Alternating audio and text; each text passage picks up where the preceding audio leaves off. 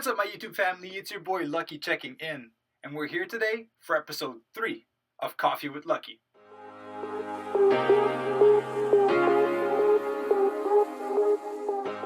Alright guys, I made my post on Facebook and I got some answers to the questions that you guys wanted me to answer.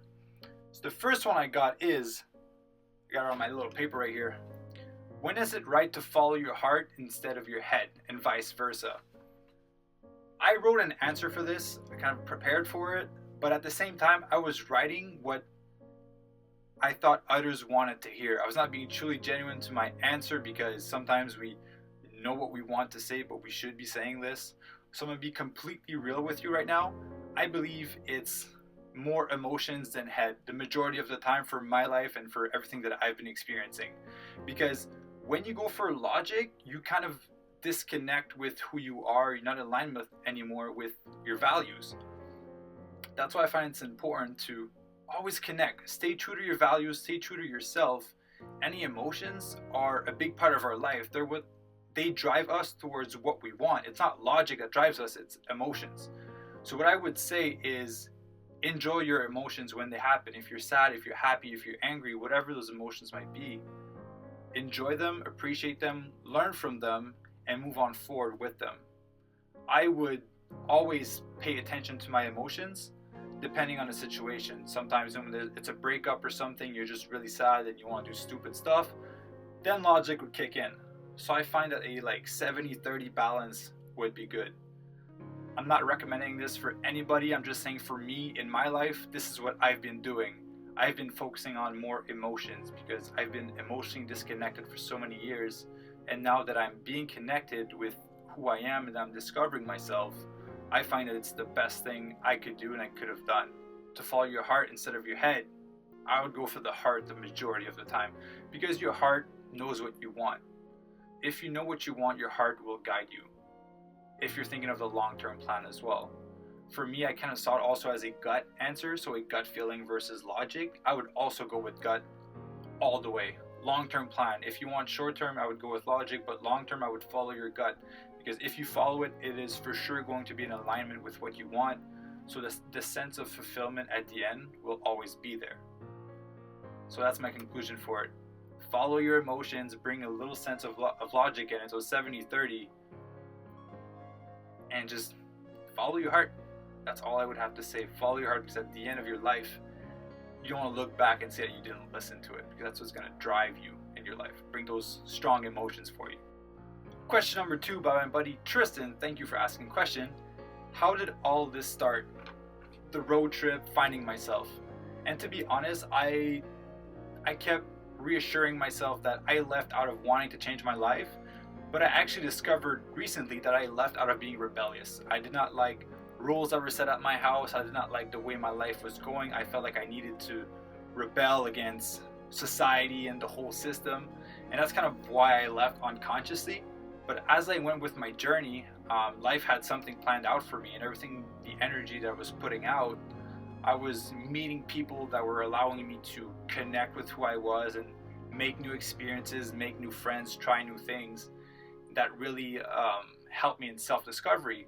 And the more I went into it, I was like, wow, I'm discovering a lot more about myself. Let's see how deep I can go. So I started going deeper and deeper, asking more questions to people. When I was hitchhiking, it was out of pure wanting to travel and not spend money, but it was also out of learning out of those people, because I would never meet those people, never in my life, if I didn't hitchhike.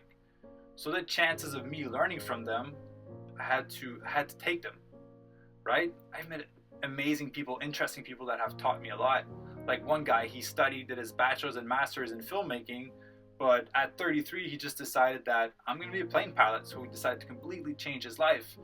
And that story stuck with me because a lot of people follow what society's path wants you to follow, but then you realize what you truly want, so you decide to change your path, and not everybody has the balls to do that. So props to him, props to anybody that's doing that, props to me for doing it. I'm giving myself props on there. You guys have to follow your heart. Coming back to the first question, follow your heart. So yeah, Tristan, that's how everything started. It started out of me being rebellious and wanting to not follow society's way, which is still how I live right now, but I'm trying to model my life the way I want to, so it doesn't seem that way if you want. At the same time, I don't really care how people perceive my life. I like the way that I'm living. I'm in alignment with what I want. I'm going for what I want.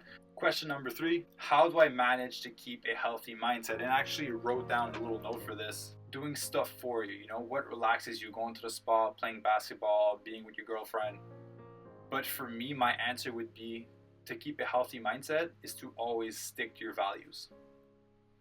You will keep a healthy mind if you always do stuff that is in alignment with yourself. If you know who you are, what you want, do that. As soon as you get out of that zone, that's when it starts getting unhealthy, because you're not being connected, you're not being who you are.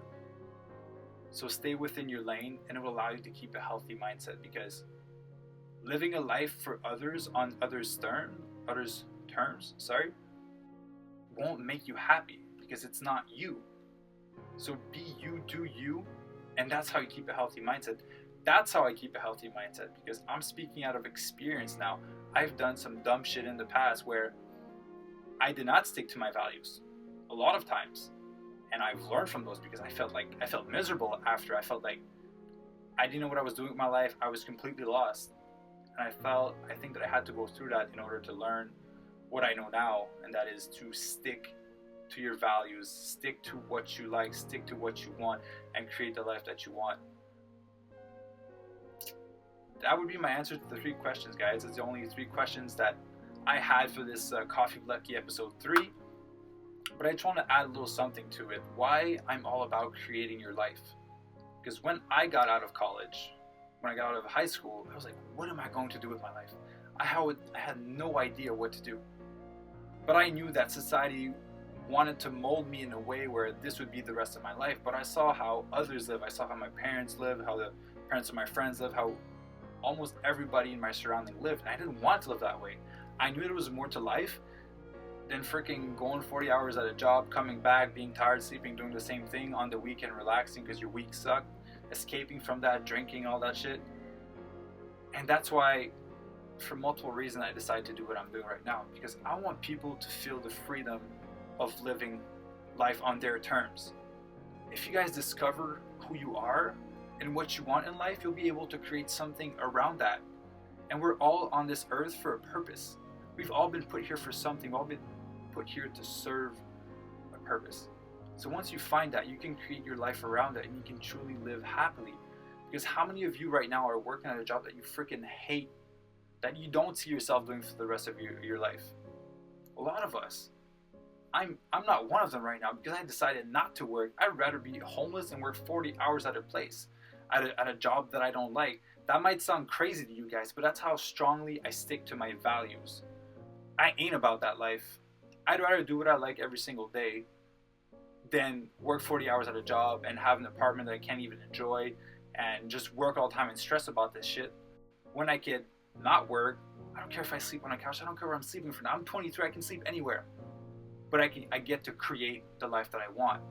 Making those videos, making inspirational videos, which I'm in the studio for right now. That's why I'm in the studio. I'm filming a voiceover for the video that you guys are going to see on Friday. So it's coming out on Wednesday. I'm putting all my time and effort into this because I want to make this work. I'm going to be patient. I can do this for 5 years. I can do this for 10 years. I don't care.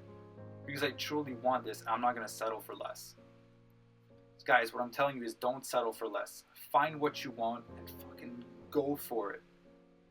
Go 100% full throttle. Some people would play it safe. Some people won't. I don't, because I don't like it. I'd rather go hard because that's just who I am. That's my personality. Yeah, guys, I hope this little extra helped chat a little. I just had to put it out. There'll be more videos coming out next week related to that subject, because I find it something important that people don't stick to their values. They're not being authentic with themselves. And I want to clear that off so people can start creating the life that they want. Guys, if you liked the video, if it helped you out, share it with someone, tag a friend, like, comment, and subscribe, because more videos will be coming out. I'm growing the Lucky Lifestyle slowly but surely. Amazing projects are coming, collaborations as well. And I love you all, guys. Thank you for watching, and I'll see you next week. Peace.